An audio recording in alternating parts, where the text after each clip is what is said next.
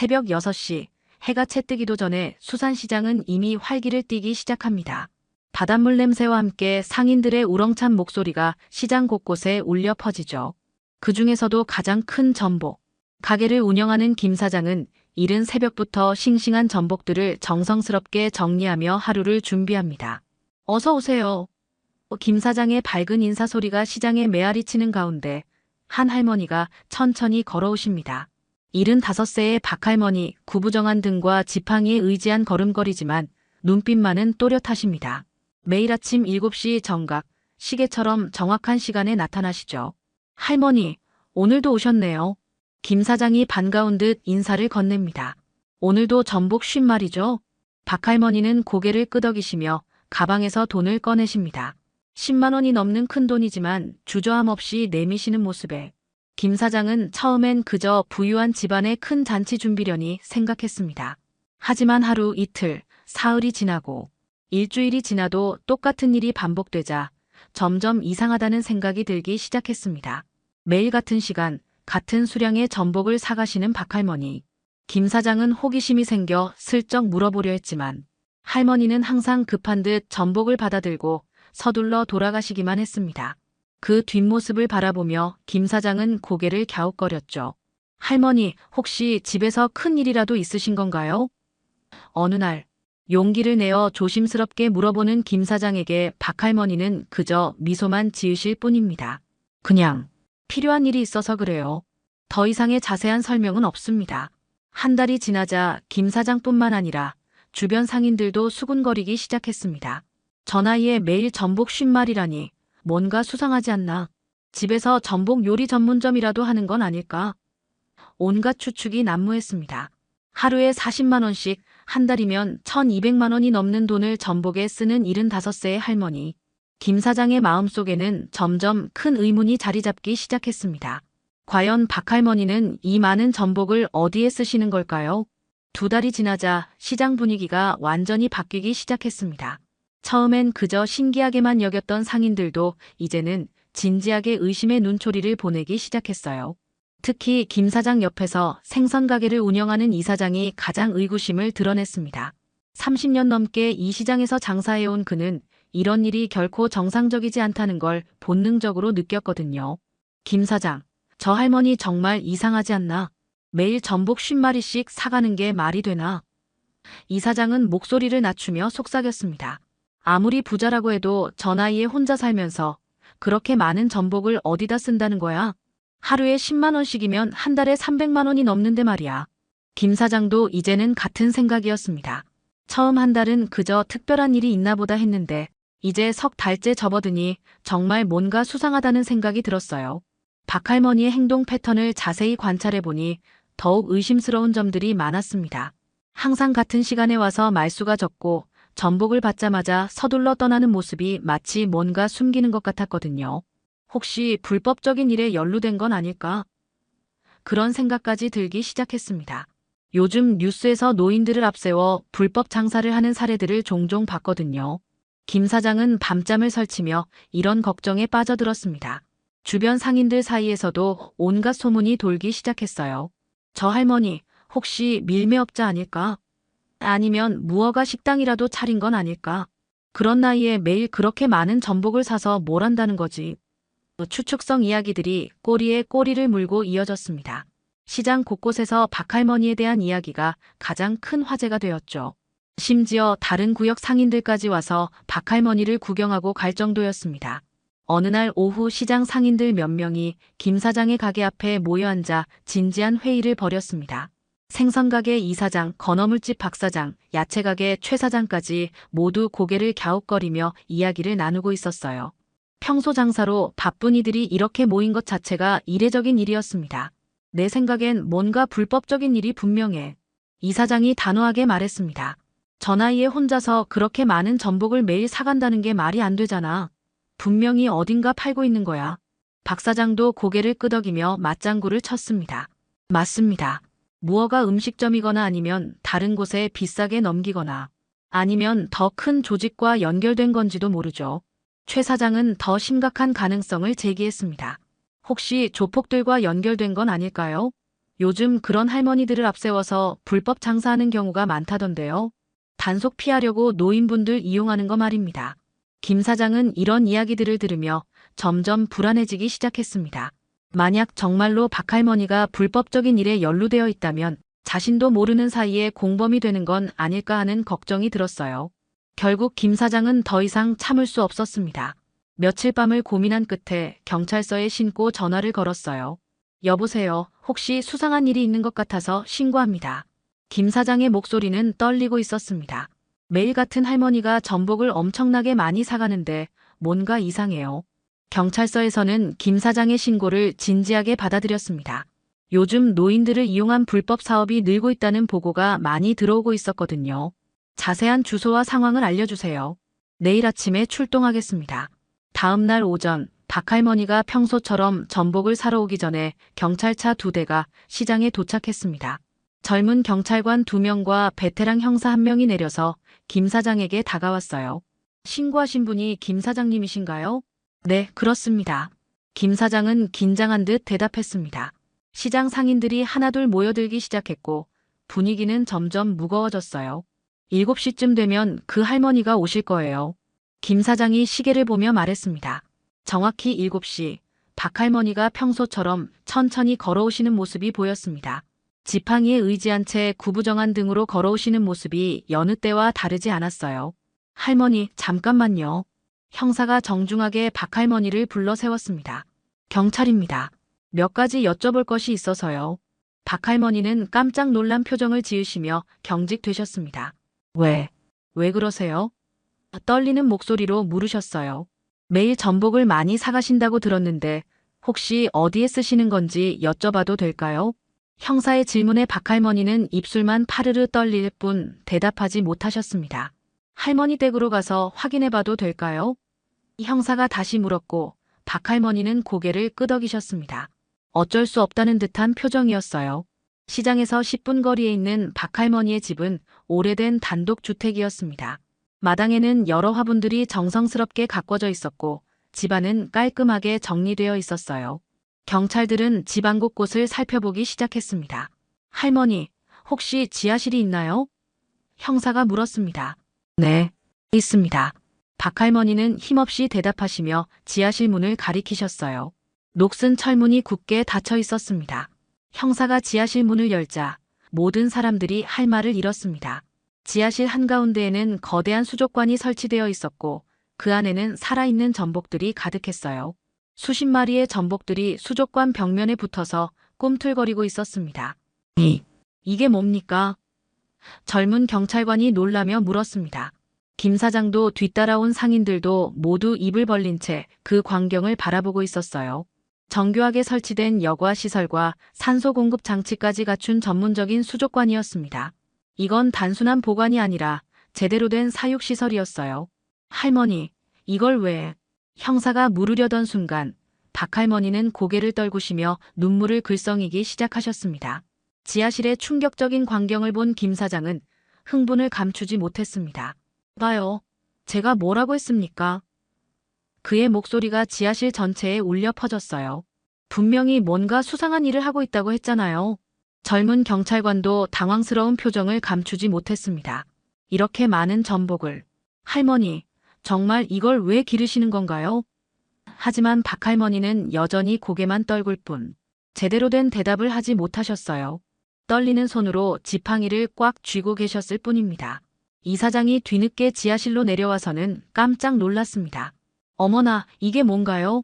정말 엄청난 규모네요.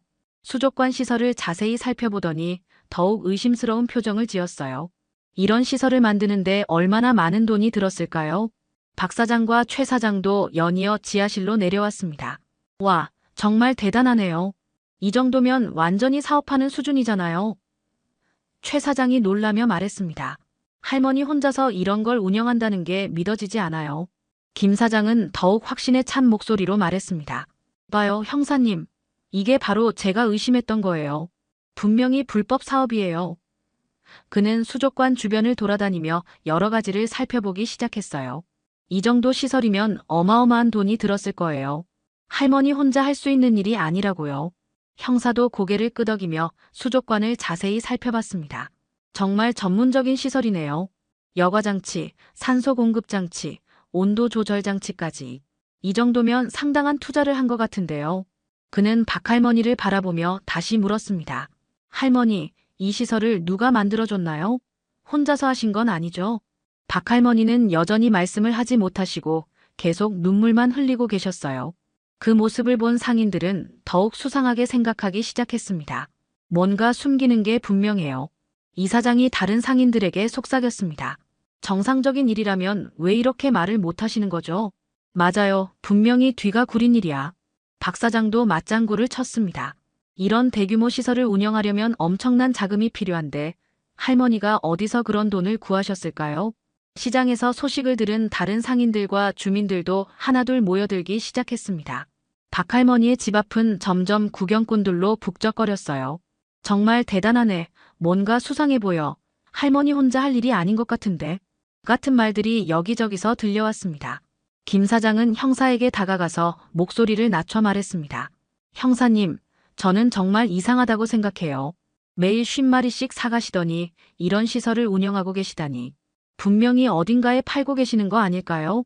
아니면 더 큰 조직과 연결되어 있는 건 아닐까요? 이 사장이 끼어들었습니다. 요즘 이런 식으로 노인분들을 앞세워서 불법 사업하는 경우가 많다고 들었거든요. 형사는 고민스러운 표정을 지으며 다시 박할머니께 다가갔습니다. 할머니, 정확히 말씀해 주세요. 이 전복들을 어디에 쓰시는 건가요? 형사는 박할머니가 계속 말씀을 하지 못하시는 것을 보고 좀 더 자세한 조사가 필요하다고 판단했습니다. 할머니, 집안을 좀 더 살펴봐도 될까요? 정중하게 물으며 거실로 올라갔어요. 박할머니는 고개를 끄덕이시며 의자에 힘없이 앉으셨습니다.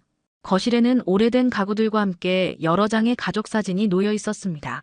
젊은 시절의 박할머니와 남편 그리고 아들로 보이는 남성의 사진들이었어요.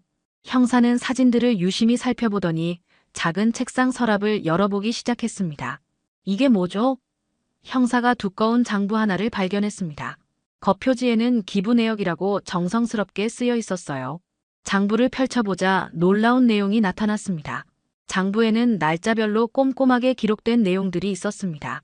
2월 1일, 전복 50마리, 사랑이 집 전달.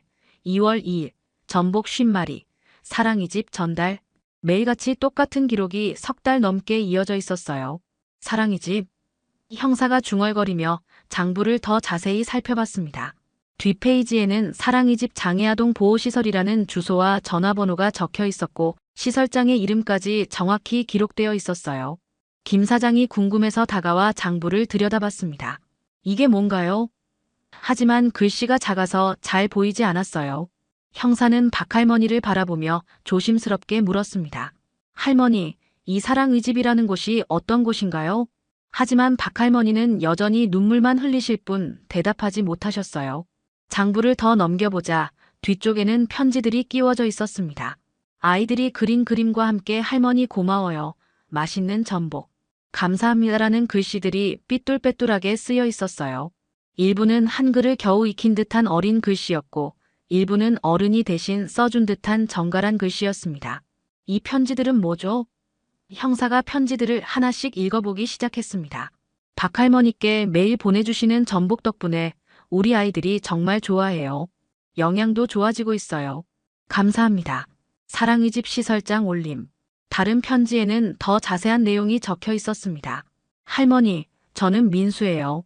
할머니가 보내주신 전복을 먹고 키가 많이 컸어요.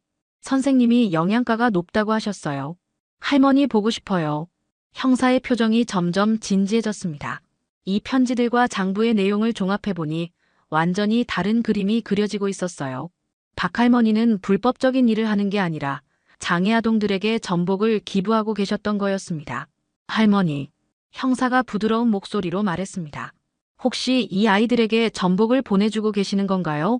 박할머니가 처음으로 고개를 끄덕이셨습니다. 눈물이 더욱 많이 흘러내렸어요. 김 사장은 여전히 이해할 수 없다는 표정이었습니다. 그래도 매일 50마리씩이라니. 너무 많지 않나요? 형사는 장부를 더 자세히 살펴보며 중요한 단서를 발견했습니다. 맨 앞장에는 아들 진호야. 내가 시작한 일을 엄마가 계속할게라는 글이 적혀 있었어요. 그리고 그 아래에는 작년 날짜와 함께 아들의 유지를 받들어라는 문구가 있었습니다. 할머니, 혹시 돌아가신 아들분이 이 일을 하셨던 건가요? 형사의 질문에 박할머니는 크게 울음을 터뜨리기 시작하셨습니다. 박할머니의 울음소리를 들은 형사는 더욱 조심스럽게 다가갔습니다. 할머니, 천천히 말씀해 주세요. 무슨 일이 있었던 건가요? 부드러운 목소리로 물으며 박할머니 옆에 앉았어요. 한참을 우시던 박할머니가 떨리는 목소리로 입을 여셨습니다. 제 아들이요. 목이 메어서 말을 잇지 못하셨어요. 작년에 세상을 떠났어요. 형사와 김 사장, 그리고 지켜보던 상인들 모두 숙연해졌습니다. 박할머니는 손수건으로 눈물을 닦으며 계속 말씀하셨어요. 우리 진호가 살아있을 때 그 아이들을 도와주고 있었어요. 박할머니의 목소리에는 그리움이 가득했습니다. 사랑이 집에서 자원봉사를 하면서 매주 음식도 해다주고 아이들과 놀아주고. 형사는 장부를 다시 펼쳐보며 물었습니다. 그러면 이 기부는 아드님이 시작하신 일이었군요. 네. 진호가 그 아이들을 정말 아껴 했어요. 박할머니의 눈에서 또 눈물이 흘러내렸습니다. 특히 영양이 부족한 아이들을 보면서 전복 같은 좋은 음식을 먹여주고 싶다고 했어요. 전복이 성장기 아이들에게 정말 좋다면서. 김 사장의 얼굴이 점점 창백해지기 시작했습니다. 자신이 얼마나 큰 오해를 했는지 깨닫기 시작한 거예요. 그런데 진호가 갑자기 교통사고로. 박할머니는 다시 말을 잇지 못하고 흐느끼셨습니다. 아무 예고도 없이 그렇게 떠나버렸어요. 형사가 조심스럽게 물었습니다. 그래서 할머니께서 아드님의 뜻을 이어받아서 이 일을 계속하고 계시는 건가요? 처음엔 어떻게 해야 할지 몰랐어요. 박할머니가 고개를 끄덕이며 말씀하셨습니다. 진호 없이는 아무것도 할 수 없을 것 같았거든요. 그런데 시설에서 연락이 왔어요. 진호가 약속했던 도움이 끊겨서 아이들이 많이 아쉬워한다고. 김 사장은 이 이야기를 들으며 가슴이 무너지는 것 같았습니다. 자신이 얼마나 잘못 생각했는지, 얼마나 큰 실수를 저질렀는지 깨달았거든요. 그래서 제가 할 수 있는 일이라도 해보자고 생각했어요. 박할머니는 계속 말씀하셨습니다. 진호가 그렇게 아끼던 아이들인데 그냥 포기할 수는 없잖아요. 하지만 매일 50마리는 너무 많지 않나요? 이 사장이 여전히 의아하다는 표정으로 물었습니다. 시설에 있는 아이들이 50명이에요. 박할머니가 대답하셨습니다. 한 아이당 한 마리씩. 진호가 그렇게 정해놨어요. 아이들 모두가 골고루 영양을 섭취할 수 있도록 말이에요. 형사는 장부의 마지막 페이지를 펼쳐보았습니다. 거기에는 시설 아이들의 이름이 하나하나 정성스럽게 적혀 있었어요. 민수, 영희, 철수. 50명의 아이들 이름 옆에는 각각의 특징과 좋아하는 것들까지 세세하게 기록되어 있었습니다. 아이들 이름까지 다 외우고 계시는 건가요? 형사가 놀라며 물었습니다. 진호가 생전에 한 명 한 명 다 소개해줬어요. 박할머니의 목소리에 미소가 번졌습니다. 이 아이는 전복을 특히 좋아한다. 저 아이는 처음엔 싫어했는데 이제는 맛있게 먹는다. 그런 이야기들을 매일 해주곤 했거든요. 김 사장은 더 이상 참을 수 없었습니다. 박할머니 앞에 무릎을 꿇고 땅에 엎드리며 큰 소리로 울기 시작했어요. 할머니, 죄송합니다. 정말 죄송합니다. 목이 터져라 외치며 땅바닥에 이마를 찧었습니다. 제가 어르신의 그 숭고한 마음을 오해했습니다. 김 사장의 울음소리가 집 전체에 울려 퍼졌어요. 김 사장의 울음소리를 들은 다른 상인들도 모두 충격에 빠졌습니다. 이 사장은 멍하니 서 있다가 천천히 박할머니께 다가가서 깊게 고개를 숙였어요. 할머니, 정말 죄송합니다. 저희가 너무 성급하게 판단했습니다. 박 사장과 최 사장도 연이어 사과의 말을 건넸습니다. 할머니, 용서해 주세요. 저희가 할머니의 진심을 몰라봤습니다. 정말 부끄럽습니다. 이런 훌륭한 일을 하고 계시는데. 박할머니는 고개를 저으며 말씀하셨습니다. 아니에요, 괜찮아요. 오해할 만했어요. 저도 말을 제대로 안 했으니까. 그런데도 눈물은 계속 흘러내리고 계셨어요. 형사도 깊이 감동받은 듯한 표정이었습니다. 할머니, 정말 대단하세요. 이런 일을 혼자서 계속해 오시다니. 그는 장부를 다시 한번 꼼꼼히 살펴보며 고개를 끄덕였어요. 매일 빠짐없이 3달 넘게. 정말 쉽지 않은 일인데요. 이 소식은 삽시간에 시장 전체로 퍼져나갔습니다. 처음에는 수군거리며 의심의 눈초리를 보냈던 상인들이 하나둘씩 박할머니의 집 앞으로 모여들기 시작했어요. 정말 그런 일이었다고. 세상에, 우리가 얼마나 잘못 생각했나. 채소가게 아주머니는 눈시울을 붉히며 말했습니다. 내가 왜 그런 생각을 했을까? 할머니 같은 분을 의심하다니. 반찬가게 사장도 고개를 떨구며 자책했어요. 우리가 정말 잘못했네. 이런 훌륭한 일을 하고 계시는데. 소문은 시장을 넘어서 동네 전체로 번져나갔습니다. 마트에서 일하는 아주머니들, 학원 원장들, 심지어 동사무소 직원들까지 이야기를 들었어요. 정말 대단한 할머니시네. 매일 그 많은 돈을 들여서 아이들을 위해. 며칠 후 사랑의 집에서 직접 편지가 도착했습니다. 시설장이 직접 써서 보낸 편지였어요. 박할머니께 할머니의 따뜻한 마음 덕분에 저희 아이들이 정말 건강하게 자라고 있습니다. 할머니를 오해했던 분들께서 이제는 할머니의 진심을 알게 되었다고 하니 정말 다행입니다. 편지와 함께 아이들이 직접 그린 그림들도 보내왔어요. 크레파스로 그린 알록달록한 그림들에는 할머니 사랑해요. 고마워요. 할머니 보고 싶어요라는 글씨들이 삐뚤빼뚤하게 쓰여 있었습니다. 시장 상인들은 이 편지들과 그림들을 보면서 더욱 큰 감동을 받았습니다. 김 사장은 편지를 읽으며 또다시 눈물을 흘렸어요. 할머니, 정말 죄송하고 또 죄송합니다. 박할머니는 오히려 김 사장을 위로하셨습니다. 김 사장님도 나쁜 마음에서 그런 게 아니잖아요. 걱정해서 그런 거였을 텐데. 할머니의 너그러운 마음에 김 사장은 더욱 죄송해했어요. 일주일 후 사랑의 집에서 아이들 몇 명이 직접 시장을 찾아왔습니다. 시설 선생님과 함께 온 아이들은 박할머니를 보자마자 달려가서 안겼어요. 할머니, 할머니, 보고 싶었어요. 그 모습을 본 시장 상인들은 모두 눈물을 글썽였습니다. 특히 김 사장은 이 광경을 보면서 자신이 얼마나 큰 실수를 했는지 다시 한번 뼈저리게 느꼈어요. 아이들 중 한 명이 김 사장에게 다가와서 말했습니다. 아저씨, 할머니가 매일 사오시는 전복 정말 맛있어요. 고마워요. 이 천진난만한 아이의 말에 김 사장은 더 이상 참지 못하고 엉엉 울기 시작했습니다. 시장 전체가 감동의 물결에 휩싸였고 이제 모든 상인들이 박할머니를 존경의 눈빛으로 바라보게 되었습니다. 그리고 마음속 깊은 곳에서는 자신들도 뭔가 도울 수 있는 일이 없을까 하는 생각이 싹트기 시작했어요. 그날 저녁 김 사장은 잠을 이룰 수 없었습니다. 박할머니의 숭고한 마음과 아이들의 순수한 미소가 계속 머릿속에 떠올랐거든요. 새벽까지 고민하던 김 사장은 중요한 결심을 했습니다. 나도 뭔가 도와야겠어. 다음 날 아침 김 사장은 평소보다 일찍 가게를 열었습니다. 그리고 박할머니가 오시기 전에 다른 상인들을 불러 모았어요. 여러분, 제가 어젯밤 내내 생각해봤는데요. 저도 같은 생각이었어요. 이 사장이 먼저 입을 열었습니다. 우리도 뭔가 도울 방법이 없을까 해서요. 박 사장도 고개를 끄덕였습니다. 맞습니다.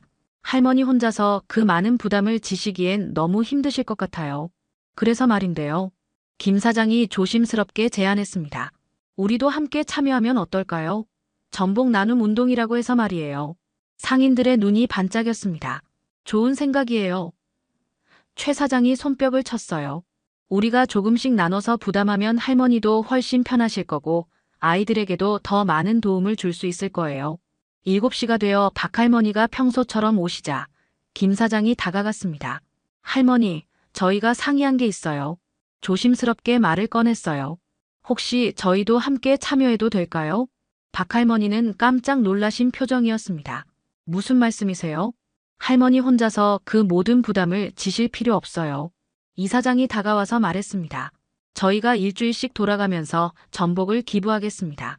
그리고 전복만이 아니라 다른 영양가 있는 음식들도 함께 보내드리면 어떨까요? 박 사장이 제안했어요. 제가 좋은 건어물들을 준비하겠습니다. 최 사장도 나섰습니다.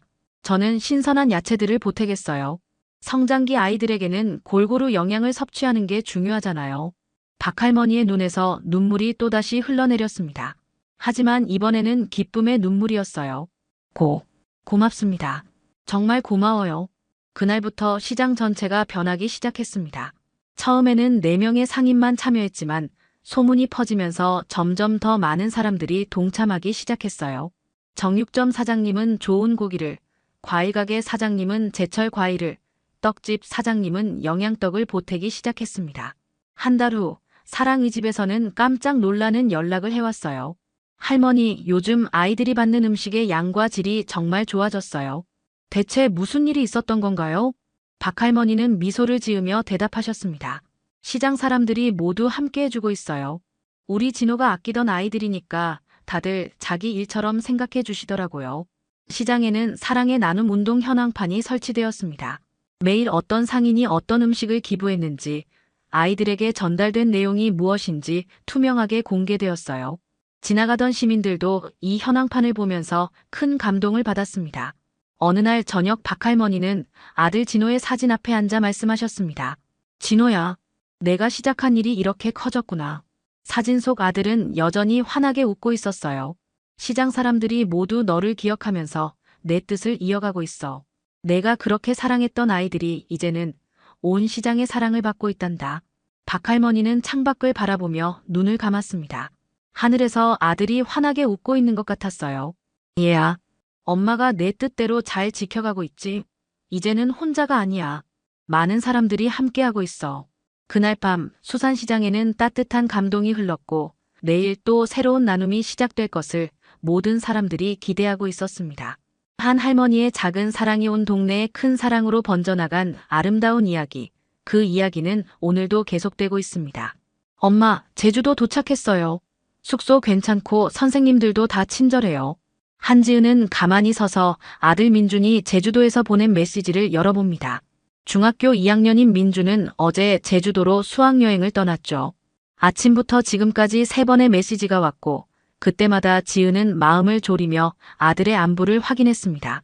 지은은 3번째 메시지를 여는 순간 아들이 성산 일출봉에서 찍었다는 영상이 재생되었습니다. 민준의 목소리가 들려왔어요.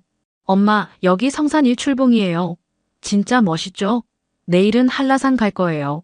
영상은 푸른 하늘과 바다, 그리고 웅장한 성산 일출봉의 모습을 담고 있습니다. 지은은 잠시 그 풍경에 빠져들었어요. 그때였습니다. 영상 속 벤치에 앉아 책을 읽고 있는 한 남자가 카메라를 의식한 듯 잠시 고개를 들었어요. 짧은 순간이었습니다.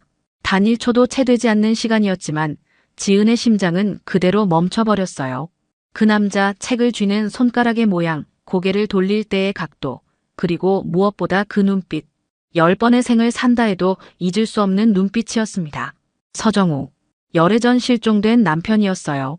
지은은 휴대폰을 떨어뜨릴 뻔했습니다.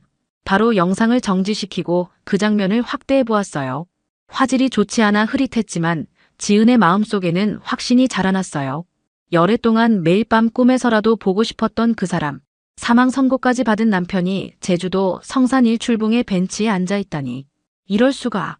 지은은 떨리는 손으로 다시 영상을 재생했어요. 이번에는 처음부터 끝까지 한 장면도 놓치지 않으려는 듯 집중했습니다. 영상은 6분 정도 계속되었고 그 남자는 계속 같은 자리에 앉아 있었죠. 그리고 영상이 끝나기 직전 그는 일어나 걸어가기 시작했습니다. 한지은은 거실 소파에 털썩 주저앉았습니다. 온몸에 힘이 빠진 듯 했지만 마음속에서는 불꽃이 피어오르고 있었어요. 영상을 반복해 돌려보며 확신은 더욱 굳어졌습니다. 정우였어요. 10년 전 그 모습 그대로였죠. 다만 조금 더 야위었고 눈빛엔 지금껏 본 적 없는 어둠이 깃들어 있었습니다. 지은은 서랍을 열어 오래된 사진첩을 꺼냈어요. 함께했던 마지막 여름 휴가 사진, 정우의 30번째 생일 파티, 그리고 민준이 태어났을 때 병원에서 찍은 가족 사진까지. 영상 속 남자와 사진 속 정우를 번갈아 보며 지은은 입술을 깨물었습니다. 어떻게 이럴 수가 있지. 서정우는 대기업 JS 개발의 재무팀 간부였어요. 열애 전 그는 해양 리조트 개발 비리를 조사하던 중 갑자기 실종되었습니다. 경찰 수사는 미진했고 결국 단순 실종으로 처리되었죠. 3년 후 법원에서는 사망 선고를 내렸습니다. 그동안 지은은 홀로 민준을 키우며 살아왔어요. 만약 당신이 정말 살아있다면. 머릿속이 복잡했습니다. 기쁨과 분노, 안도와 혼란이 뒤섞였어요. 정우가 살아있다면 왜 연락하지 않았을까요? 어떤 이유로 열애 동안 숨어 있었을까? 지은은 휴대폰을 집어들었습니다. 제주도 경찰서에 연락해볼까 했지만 마음을 바꿨어요. 증거라곤 흐릿한 영상 한 편뿐이었습니다. 다시 영상을 돌려보던 중 지은의 시선이 다른 부분에 꽂혔어요. 정우가 앉아있던 벤치 근처에서 한 여성이 민준의 단체에게 뭔가를 설명하고 있었습니다. 목소리가 희미하게 들려왔어요. 이 벤치는 특별해요. 매일 오후 4시 17분이면 한 남자가 와서 책을 읽어요. 비가 오나 눈이 오나 마치 시계처럼 정확하게 말이죠. 지은은 시간을 확인했어요. 영상 촬영 시간은 오후 4시 20분이었습니다. 정우는 정말 매일 같은 시간에 그곳에 나타나는 걸까요? 지은은 결심했어요. 직접 확인할 수밖에 없었습니다. 컴퓨터를 켜고 제주행 비행기표를 예매했어요. 내일 아침 첫 비행기였습니다. 회사에는 급한 가족일이 생겼다고 휴가를 냈죠. 그리고 민준에게 메시지를 보냈습니다. 민준아, 중요한 일이 생겨서 내일 제주도에 갈 것 같아. 걱정 마, 선생님께는 내가 미리 양해 구할게. 혹시 그 벤치에 대해 더 아는 것 있니? 잠시 후 민준에게서 답장이 왔습니다. 엄마, 왜 갑자기 제주도예요? 그냥 숙소 주인분이 그러는데 그 남자 몇 년 동안 계속 같은 시간에 나타난대요. 현지인들은 시계 남자라고 부른다고. 지은의 가슴이 뛰었습니다. 몇 년 동안이나 같은 장소에. 단순한 우연이 아니었어요. 분명 무언가 이유가 있을 터였습니다. 가방을 꺼내 짐을 챙기기 시작했어요. 옷가지 몇 벌과 필수품들, 그리고 정우의 사진을 넣었습니다. 창밖으로 저녁 노을이 물들고 있었어요. 내일이면 10년간의 의문이 풀릴지도 모른다는 생각에 지은은 밤새 잠을 이루지 못했습니다. 제주공항에 도착한 한지은은 렌터카를 빌려 곧장 성산 1출봉으로 향했습니다. 창밖으로 펼쳐지는 제주의 풍경은 아름다웠지만 지은의 머릿속은 오직 정우 생각뿐이었어요. 내비게이션은 목적지까지 40분이 걸린다고 안내했죠. 그 40분이 10년보다 길게 느껴졌습니다. 제발, 당신이기를. 중얼거리며 운전대를 꽉 움켜쥐었어요. 가슴 한편에서는 불안감이 자라났습니다. 만약 정우가 아니라면, 단순한 닮은 꼴이라면, 아니면 정말 정우인데, 지은을 알아보지 못한다면, 수많은 가정이 머릿속을 맴돌았어요. 성산 1출봉 주차장에 차를 세우고 내린 지은은 시계를 확인했습니다. 오후 3시 50분. 아직 시간이 있었어요. 천천히 영상에서 본 벤치를 찾아 나섰습니다. 관광객들 사이를 지나 해안가 산책로를 따라 걸었어요. 봄바람이 얼굴을 스쳐갔지만 지은은 그 상쾌함을 느낄 여유가 없었습니다. 20분쯤 걸었을까 마침내 그 벤치를 발견했어요. 바다가 한눈에 내려다 보이는 절벽 근처였습니다. 지은은 멀찍이 떨어진 카페 테라스에 자리를 잡았어요. 벤치가 잘 보이는 위치였습니다. 커피를 한 잔 주문하고 기다리기 시작했어요. 시간이 천천히 흘렀습니다. 4시가 다가오자 지은의 심장 박동이 빨라졌어요. 10분, 15분, 그리고 17분. 지은은 숨을 죽이고 벤치를 주시했습니다. 그때였어요. 모자를 깊게 눌러 쓴 남자가 천천히 산책로를 걸어왔습니다. 손에는 책이 들려 있었어요. 남자는 주변을 둘러본 후 그 벤치에 앉았습니다. 지은의 심장이 멎는 듯 했어요. 정우였습니다. 틀림없었어요. 지은은 자리에서 일어났습니다. 다리가 후들거렸지만 한 걸음, 또 한 걸음 벤치를 향해 걸어갔어요. 머릿속은 하얗게 비어버린 듯 했습니다. 가까이 다가갈수록 확신은 더욱 커졌어요. 그의 옆모습, 책을 넘기는 손짓, 그리고 가끔씩 바다를 바라보는 시선까지. 지은이 벤치에서 불과 5m 거리까지 다가갔을 때 정우가 고개를 들었습니다. 두 사람의 눈이 마주쳤어요. 정우의 눈이 크게 떠졌습니다. 책이 그의 무릎에서 미끄러져 떨어졌어요. 정우 씨. 지은의 목소리는 떨렸습니다. 정우는 자리에서 벌떡 일어났어요. 그의 눈에는 놀라움과 공포가 뒤섞여 있었습니다. 그리고 그 순간 그의 입술이 움직였어요. 오지 마. 입모양으로만 말했지만 지은은 명확히 읽을 수 있었습니다. 정우의 시선이 잠시 주변을 살폈어요. 지은도 따라 주변을 둘러보았습니다. 그제야 눈에 들어왔어요. 조금 떨어진 곳에 2명의 남자가 서 있었습니다. 정우를 주시하고 있는 듯 했어요. 정우는 재빨리 고개를 숙이고 책을 주워들었습니다. 그리고 마치 아무 일도 없었다는 듯 다시 읽기 시작했어요. 지은은 그 자리에 얼어붙은 듯 서 있었습니다. 어떻게 해야 할지 갈피를 잡을 수 없었어요. 그때 누군가 지은의 팔을 살짝 잡았습니다. 깜짝 놀라 돌아보니 나이 지긋한 여성이 서 있었어요. 당신, 그 사람 찾아온 거죠? 따라오세요. 여기선 이야기할 수 없어요. 한지은은 망설임 없이 그 여성을 따라갔습니다. 두 사람은 관광객들이 북적이는 길을 벗어나 조용한 골목으로 접어들었어요. 여성은 중년의 나이에도 날렵한 걸음으로 앞장섰고 지은은 그 뒤를 바짝 쫓았습니다. 가슴이 터질 듯이 뛰었지만 지은의 마음은 이미 정해져 있었죠. 정우를 찾기 위해서라면 어디든 갈 준비가 되어 있었습니다. 저기에요. 여성이 가리킨 곳은 작은 게스트하우스였어요. 바다 풍경이라는 소박한 간판이 걸려 있었습니다. 현관문을 열고 들어가자 아늑한 로비가 나타났어요. 바다를 테마로 한 인테리어가 눈길을 끌었죠. 앉으세요. 여성은 지은을 소파로 안내했습니다. 창밖으로는 바다가 한눈에 내려다 보였어요. 정우가 앉아있던 벤치도 희미하게 보였습니다. 지은은 여성의 얼굴을 자세히 살펴보았어요. 50대 중반으로 보이는 그녀의 얼굴에는 세월의 흔적이 깃들어 있었지만 눈빛은 또렷했습니다. 저는 고영자라고 합니다. 이 게스트하우스 주인이에요. 한지은이라고 합니다. 어떻게? 그 남자를 찾아왔다는 걸 어떻게 알았냐고요? 당신의 눈빛이 말해주더군요. 몇 년 동안 그 사람을 지켜봐 왔거든요. 영자는 창밖을 바라보며 계속 이야기했습니다. 처음엔 그저 특이한 관광객인 줄 알았어요. 매일 같은 시간에 같은 자리에 앉아 책을 읽는 사람이라니. 하지만 1년, 2년 계속 그렇게 나타나는 걸 보고 이상하다고 생각했죠. 그래서 말을 걸어봤어요. 하지만 그는 대화를 피했습니다. 게다가 항상 누군가가 그를 지켜보고 있다는 사실을 알게 됐어요. 지은은 숨을 깊게 들이마셨습니다. 그 사람, 서정우라는 이름입니다. 제 남편이에요. 10년 전에 실종됐어요. 영자의 눈이 커졌습니다. 그랬군요. 제 예상이 맞았네요. 그는 무언가에 갇힌 사람 같았어요. 눈빛에서 그게 느껴졌습니다. 정우 씨가 어디 살고 있는지 아세요? 영자는 고개를 저었어요. 정확히는 모릅니다. 하지만 때때로 성산 근처 절벽 쪽으로 걸어가는 걸 봤어요. 거기에 중단된 리조트 공사 현장이 있는데 그 안에 있는 것 같아요. 지은의 가슴이 조여왔습니다. 영자가 이야기를 계속했어요. 그런데 이상한 점은 그 공사장이 정식으로 중단된 것 같지 않다는 거예요. 밤에 가끔 불빛이 보이고 사람들이 드나드는 것 같았어요. 경비원들도 있고요.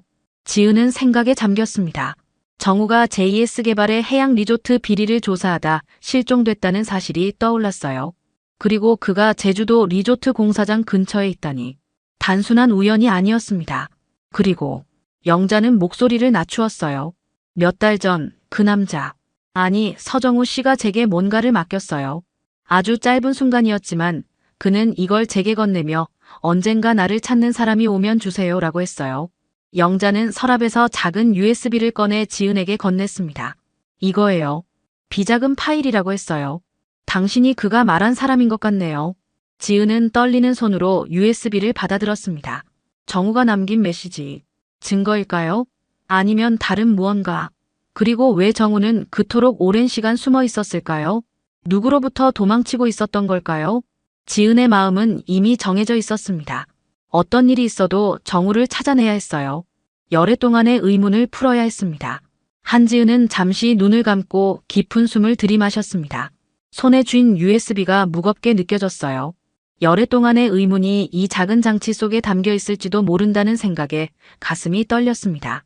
고영자 씨, 정말 감사합니다. 이 USB를 확인해 봐야 할 것 같아요. 영자는 고개를 끄덕였어요. 이 방을 쓰세요. 아무도 방해하지 않을 겁니다. 지은은 노트북을 꺼내 USB를 연결했습니다. 파일이 열리자 눈앞에 복잡한 숫자와 계좌번호, 그리고 여러 문서들이 나타났어요. JS개발의 비자금 흐름을 추적한 자료였습니다. 수십억 원의 자금이 여러 페이퍼 컴퍼니를 거쳐 제주도 리조트 개발에 흘러들어간 흔적이 고스란히 담겨 있었죠. 그리고 마지막 폴더에는 투지은이라는 이름의 문서가 있었어요. 지은은 떨리는 손으로 파일을 열었습니다. 지은아, 내가 살아있다는 사실을 알게 되었다면 이미 너는 위험에 처해 있을 거야. 10년 전 나는 JS개발의 비자금 흐름을 추적하던 중 이 리조트 개발이 정치인들을 위한 로비 자금줄이라는 사실을 알게 됐어. 그들은 나를 제거하려 했지만 내가 가진 증거 때문에 함부로 해치지 못했어. 대신 보호라는 명목 하에 나를 이곳에 격리시켰지. 가족에게 연락하면 너희의 안전을 보장할 수 없다고 협박했어. 미안해, 지은아. 너와 민준이를 지키기 위해 죽은 척할 수밖에 없었어.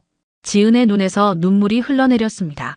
정우가 살아있었다는 기쁨과 열애 동안의 고통, 그리고 그가 겪었을 시간들이 한꺼번에 밀려왔어요. 문서 마지막에는 짧은 문장이 있었습니다. 밤 10시, 등대가 3번 깜빡이면 벤치로 나올게. 혼자 와. 지은은 시계를 확인했어요. 6시였습니다. 아직 4시간이나 남았어요. 하지만 가만히 기다릴 수만은 없었습니다. 정우가 어디에 있는지 확인해야 했어요. 영자 씨, 그 리조트 공사장이 어디인지 알려주실 수 있을까요? 영자는 망설였지만 지도를 펼쳐 위치를 가리켰습니다. 여기에요. 하지만 위험할 수 있어요. 경비원들이 있고. 괜찮습니다. 멀리서만 살펴볼 거예요. 지은은 해가 저물기 시작할 무렵 리조트 공사장 근처에 도착했습니다. 겉보기에는 방치된 건물 같았지만 가까이서 보니 경비 시스템이 작동하고 있었어요. CCTV 카메라가 건물 주변을 감시하고 있었고 정문에는 경비원이 서 있었습니다. 지은은 망원경을 꺼내 건물을 살펴보았어요. 3층짜리 건물이었고 2층 창문에서 희미한 불빛이 새어나오고 있었습니다. 지은은 건물 주변을 조심스럽게 돌아보았어요. 뒤쪽으로 돌아가자 경비의 눈이 미치지 않는 작은 틈이 보였습니다. 용기를 내어 담장을 넘은 지은은 건물 안으로 몰래 들어갔어요. 내부는 겉모습과 달리 깨끗하게 관리되고 있었습니다. 복도를 따라 조심스럽게 걸으며 각 방을 살폈어요. 대부분은 비어 있었지만 2층으로 올라가자 한 방에서 불빛이 새어나왔습니다. 문틈으로 조심스럽게 들여다보니 방 안에는 책상과 침대, 그리고 책이 가득한 책장이 있었어요. 벽에는 지도가 붙어 있었고 여러 메모가 적혀 있었습니다. 그리고 책상 위에는 지은과 민준의 사진이 놓여 있었어요. 정우의 방이었습니다. 살아온 증거가 바로 눈앞에 있었어요. 한지은의 심장이 격렬하게 뛰었습니다. 정우의 방이라니. 그가 정말 이곳에서 살고 있었다는 명백한 증거였어요. 발걸음 소리가 들려 지은은 재빨리 근처 창고로 몸을 숨겼습니다. 복도를 지나가는 남자의 발소리가 점점 멀어지자 안도의 한숨을 내쉬었어요. 시간이 흘러 밤 9시가 되었습니다. 지은은 리조트를 빠져나와 약속 장소인 벤치로 향했어요. 달빛이 바다 위로 은빛길을 만들어내고 있었습니다. 지은은 벤치에 앉아 기다렸어요. 손은 떨리고 입은 바짝 말랐지만 열애만의 재회를 앞두고 있다는 생각에 가슴은 벅차올랐습니다. 시계 바늘이 10시를 가리켰을 때 멀리 등대에서 빛이 깜빡였어요. 1번, 2번, 3번. 신호였습니다. 지은은 주변을 경계하며 자리에서 일어났어요. 그리고 어둠 속에서 한 남자가 천천히 다가오는 모습이 보였습니다. 정우 씨. 지은의 목소리가 떨렸어요. 정우는 주변을 재빨리 살핀 후 지은에게 다가왔습니다. 그의 얼굴은 세월의 흔적이 깊게 패여 있었어요. 하지만 그 눈빛만은 지은이 기억하는 그대로였습니다. 지은아, 정말 미안해. 정우의 목소리도 떨렸습니다. 두 사람은 말없이 서로를 바라보았어요. 열해의 시간이 한순간에 녹아내리는 것 같았습니다. 지은은 참을 수 없이 정우를 끌어안았어요. 그의 체온, 심장 소리, 모든 것이 현실이었습니다. 어떻게 이럴 수 있어요? 열해 동안. 우리가 얼마나 힘들었는지 알아요? 지은의 목소리에는 슬픔과 분노가 섞여 있었습니다. 정우는 고개를 숙였어요. 내가 다 설명할게. 하지만 시간이 없어. 그들이 우릴 감시하고 있어. 정우는 주변을 다시 살폈습니다. 그리고 작은 목소리로 이야기했어요. JS 개발의 비자금이 제주도 리조트 개발로 흘러들어갔어. 그런데 그 돈의 최종 목적지는 정치인들의 비자금이었지. 나는 그 증거를 찾아냈고 그들은 나를 제거하려 했어. 하지만 내가 증거를 안전한 곳에 보관해뒀다고 하자 그들은 나를 보호한다는 명목으로 이곳에 가두었어. 가족에게 연락하면 너희에게 해를 끼치겠다고 협박했지. 지은은 분노로 떨었습니다. 그래서 열해 동안 여기 갇혀 있었다고요? 누가 이런 짓을? 권력자들이야. 지금 현직에 있는 고위 정치인들과 재벌들. 그들은 내가 가진 증거가 두려운 거야. 정우는 주머니에서 작은 USB를 꺼냈어요. 이건 진짜 증거야. 고영자에게 준 건 일부분뿐이었어. 이걸 가지고 서울로 돌아가. 내가 믿을 수 있는 기자 연락처를 적어뒀어. 그에게 이 자료를 전달해. 지은은 고개를 저었습니다. 안 돼요. 당신도 함께 가요. 우리 함께 돌아가서 이 상황을 끝내요. 정우의 눈에 결의가 서렸어요. 그래, 함께 가자. 더 이상 숨어 살 수는 없어. 민준이도 보고 싶고. 그때였습니다. 갑자기 주변이 밝아졌어요. 손전등 빛이 두 사람을 비추었습니다. 서정우, 뭐 하는 짓이야? 세 명의 남자가 다가오고 있었어요. 정우는 지은의 손을 잡았습니다. 도망쳐. 두 사람은 달렸지만 얼마 가지 못했어요. 더 많은 사람들이 나타났고 곧 두 사람은 포위되었습니다. 정우는 지은에게 USB를 건네며 속삭였어요. 어떻게든 이걸 전달해야 해. 그러나 이미 늦었습니다. 그들은 지은과 정우를 강제로 차에 태워 리조트로 데려갔어요. 지은은 공포에 떨었지만 한편으로는 정우가 살아있다는 사실만으로도 힘이 났습니다. 이제 진실을 밝힐 단서가 있었으니까요. 한지은과 서정우는 리조트 지하실로 끌려갔습니다. 축축한 공기와 어두운 조명이 음산한 분위기를 자아냈어요. 벽면에는 카메라가 설치되어 있었고 철제문은 단단히 잠겨 있었습니다. 두 사람은 작은 방에 갇혔죠. 괜찮아. 정우가 지은의 손을 꼭 잡았어요. 지은은 고개를 끄덕였습니다. 겉으로는 침착해 보이려 했지만 속으로는 무섭고 혼란스러웠어요. 하지만 옆에 정우가 있다는 사실만으로도 이상하게 안심이 되었습니다. 이게 다 내 잘못이야. 정우가 중얼거렸어요. 널 이런 상황에 끌어들이다니. 지은은 결연한 눈빛으로 정우를 바라보았습니다. 당신 잘못이 아니에요. 열애 동안 이런 곳에 갇혀 있었다니. 믿을 수가 없어요. 문이 열리고 양복을 입은 중년 남성이 들어왔어요. 그는 차갑게 웃으며 두 사람을 바라보았습니다. 감동적인 재회네요. 서정우 씨, 약속을 어겼군요. 가족에게 연락하지 않기로 했잖아요. 정우는 분노에 떨며 일어섰습니다. 더 이상 당신들 말을 들을 이유가 없어. 열해나 지났어. 이제 끝내야 할 때야. 남자는 고개를 저었어요.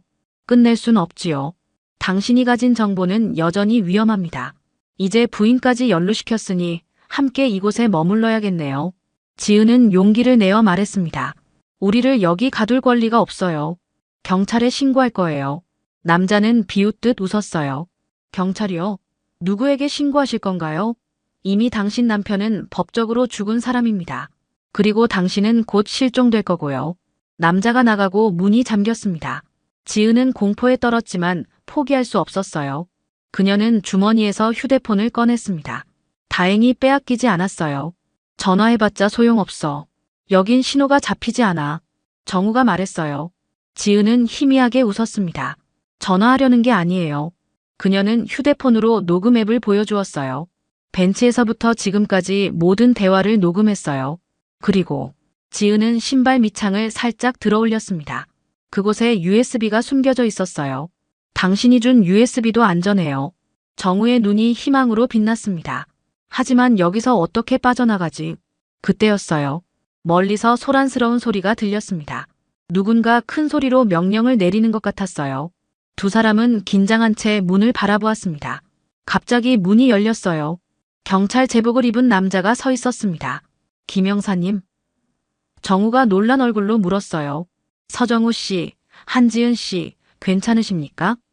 형사가 물었습니다. 알고 보니 고영자가 지은이 남긴 메모를 발견하고 경찰에 신고했던 것이었어요. 그리고 그 신고를 받은 사람이 바로 정우의 실종 사건을 담당했던 김성태 형사였습니다. 그는 열애 동안 이 사건을 포기하지 않고 조사해왔던 거였죠. 고영자 씨가 당신이 준 USB를 전달했어요. 그리고 리조트 위치도요. 우린 이미 주요 증거를 확보했습니다. 김 형사가 말했어요. 정우와 지은은 안도의 한숨을 내쉬었습니다. 그들은 경찰의 호의를 받으며 리조트를 빠져나왔어요. 밖에는 경찰차와 구급차가 대기하고 있었고 여러 용의자들이 체포되는 모습이 보였습니다. 병원으로 이송되는 구급차 안에서 정우는 지은의 손을 꼭 잡았어요. 미안해, 지은아. 그리고 고마워. 내가 아니었다면 평생 그곳에서 나오지 못했을 거야. 지은은 눈물을 글썽이며 미소 지었습니다. 이제 다 괜찮아요. 우리 가족이 다시 함께할 수 있잖아요. 다음 날 JS개발의 비자금, 리조트 로비, 정계 유착 비리가 모두 언론에 공개되었습니다. 폭풍 같은 파문이 일었고 여러 고위 인사들이 소환되었어요. 정우의 증언은 결정적인 역할을 했습니다. 법원에서는 서정우의 사망 선고가 공식적으로 취소되었습니다. 한지은은 열애 만에 남편의 존재를 법적으로 되찾았어요. 병원에서 일주일간의 치료를 마친 정우는 마침내 집으로 돌아갈 수 있게 되었습니다. 하지만 그보다 더 중요한 일이 남아 있었죠. 바로 민준과의 만남이었어요. 지은은 민준에게 모든 사실을 전화로 설명했지만 믿기 힘들었을 테죠. 열애전 4살 때 기억 속에만 존재하던 아버지가 갑자기 살아 돌아온다니 13살 소년에게는 혼란스러운 일이었을 겁니다. 인천공항에 도착한 민준은 어색하게 서 있었어요. 수학여행을 중단하고 급히 돌아온 그의 얼굴에는 긴장감이 가득했습니다. 그리고 그 옆에는 정우가 서 있었죠. 아들을 바라보는 정우의 눈에는 눈물이 고여 있었어요. 민준아. 정우가 떨리는 목소리로 불렀습니다. 민준은 잠시 망설이다 천천히 다가왔어요. 열애 동안 상상 속에서만 그려왔던 아버지의 모습이 실제로 눈앞에 있었습니다. 민준은 혼란스러운 표정으로 정우를 바라보았어요. 정말 아빠 맞아요? 정우는 고개를 끄덕였습니다.